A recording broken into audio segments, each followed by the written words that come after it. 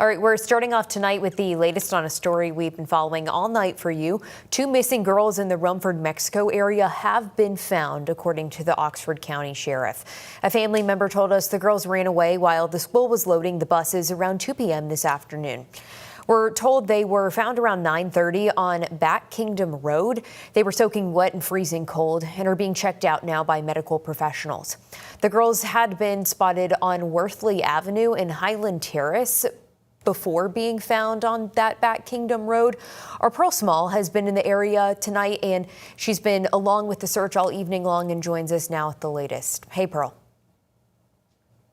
Hey, Bailey. Yeah, so right now I am on Back Kingdom Road, which is in Mexico, which is where the girls were reportedly found. There wasn't much of a scene that we saw around the time that they were found. We did see some ambulances and first responders going down this road.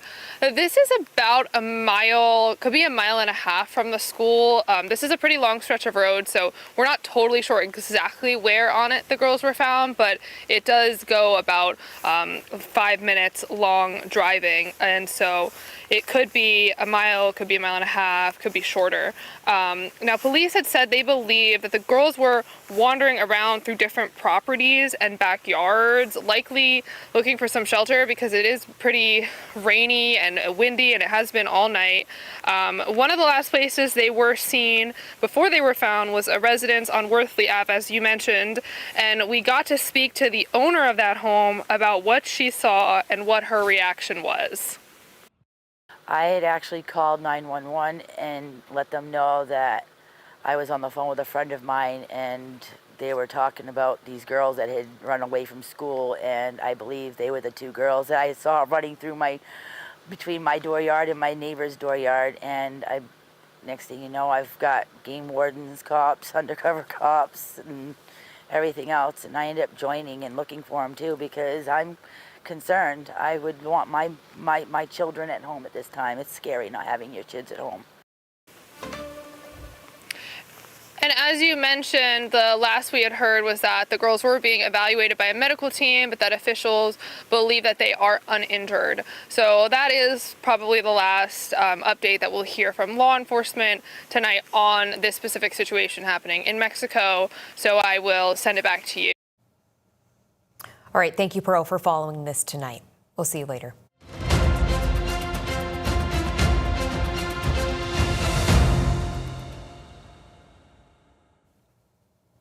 Now turning to a special report on Senator Susan Collins, more specifically her health.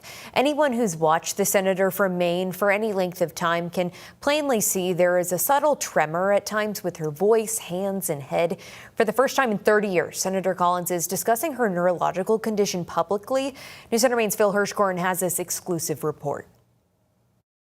A few weeks ago, after Senator Susan Collins shoveled some ceremonial dirt to break ground on a new firehouse in Sanford, I asked her, at age 73, about her health. She pointed to her streak of nearly 10,000 consecutive votes, not one sick day in 30 years. Anyone who follows me around the state would also not have any questions about that.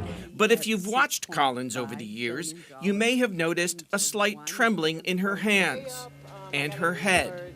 Now, for the first time, the senator is publicly describing her medical condition in an exclusive interview with CENTER Maine. What I have is an extremely common condition that is called a benign essential tremor. I have had it for the entire time that I've served in the United States Senate.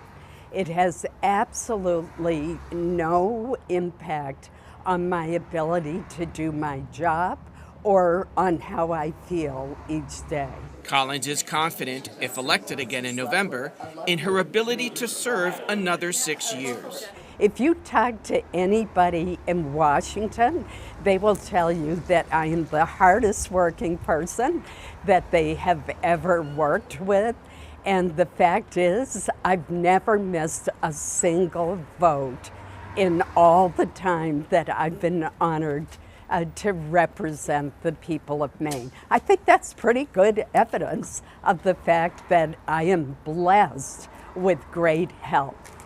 Like Collins, about 5% of adults over 40 have some form of essential tremor, and 20% of those over 65, according to Dr. Reese Cosgrove, an expert on movement disorders and chief of the Division of Functional Neurosurgery at Mass General Brigham in Boston. It tends to slowly get worse over time. It's not associated with other neurologic impairments, so it's not associated with cognitive decline or memory decline. It's not associated with Alzheimer's disease. It's not Parkinson's disease. Fair to say that this is primarily just a physical condition and not a mental condition at all. Absolutely. These tremors can be both socially and professionally embarrassing. But not incapacitating. Not at all. The essential tremor is treatable with medication, which the senator takes. And policy can be changed. 41-year-old Democratic challenger Graham Plattner also faces questions about his health. I'm lucky enough that in my 4 combat tours, I was blown up enough times that the VA thinks I deserve health care. The Veterans Administration gave Plattner a 100% disability rating. I asked him about that in our first interview last October. I've got a couple herniated discs. My shoulder's a wreck. My knees bother me. The VA gives me physical therapy for those things. I was also diagnosed with PTSD. Plattner told me he collects a monthly disability payment around $4,800 a month, even though he earns a living as an oyster farmer.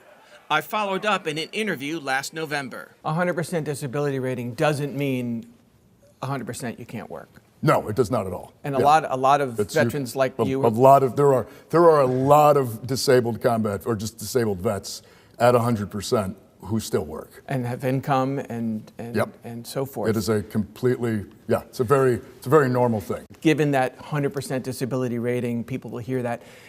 Will that in any way limit your ability to be a United States Senator? No. Collins says the same thing about her diagnosis, a benign essential tremor. It's inconvenient at times, but that's all. In Portland, Phil Hirschkorn for News Center, Maine.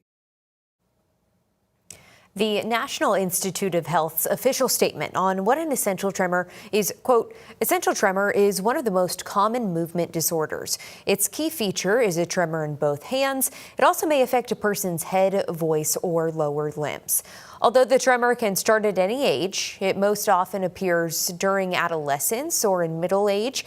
It can be mild and stay mild or slowly get worse over time. The exact cause of essential tremor is unknown. Studies show essential tremor is accompanied by a mild degeneration of the cerebellum, which is the part of your brain that controls movement coordination.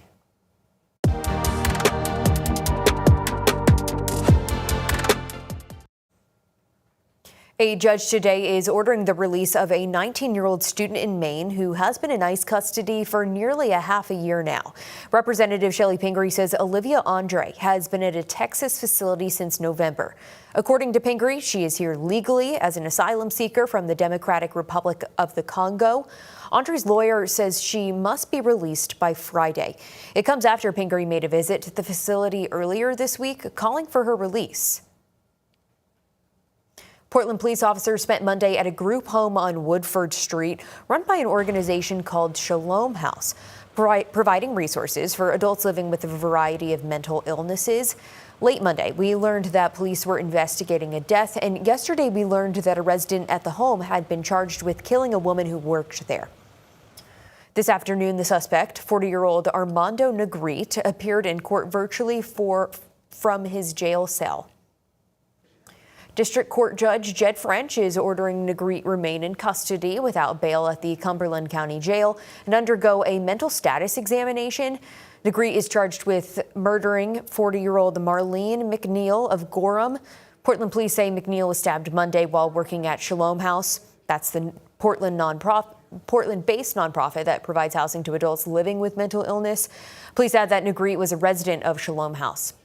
Negrete was mostly silent during today's court appearance, only answering Judge French's questions, including whether he understood the allegations against him. Did you have a chance to go over that with Attorney Meadow?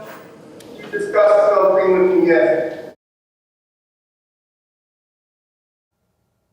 Again, Negri is being held without bail and will undergo a mental examination.